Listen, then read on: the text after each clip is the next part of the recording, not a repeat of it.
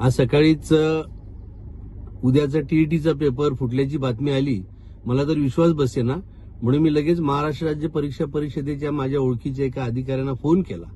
परंतु त्या अधिकाऱ्यांनी या बाबतीमध्ये घाबरून प्रतिक्रिया देण्याचं टाळलं आणि त्यांनी सांगितलं की संकेतस्थळावर आयुक्तांनी त्याबाबतचं जाहीर प्रकटन टाकलेलं आहे. मी लगेच संकेतस्थळाला भेट दिली असता त्या ठिकाणी पत्र आम्हाला आढळून आलं. त्यामध्ये त्यांनी असं म्हटलेलं आहे की एका शिक्षकाकडे टीईटीच्या प्रश्नपत्रिकेतील साम्य असणारे प्रश्न आढळलेले आहेत, अशी प्रश्नपत्रिका त्यांच्याकडे आहे.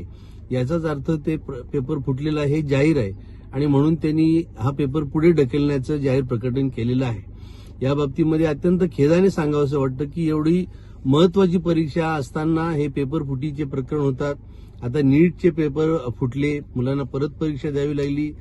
शिक्षकांनाही आता ही पुन्हा परीक्षा द्यावी लागणार आहे. पुन्हा द्यावी लागणार नाहीये, परंतु त्यांचा जो भ्रमनिरास झालेला आहे, पुन्हा त्यांना अभ्यास आणि पुन्हा तो कालावधी पुढे त्यांचा जाणार आहे.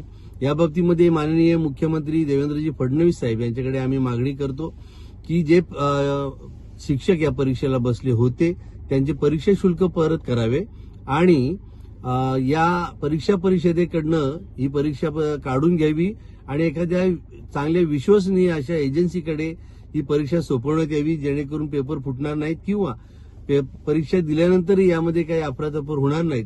मला पूर्ण विश्वास आहे की मुख्यमंत्री महोदय स्वतः या प्रकरणामध्ये लक्ष घालतील आणि आमच्या शिक्षकांना दिलासा देतील.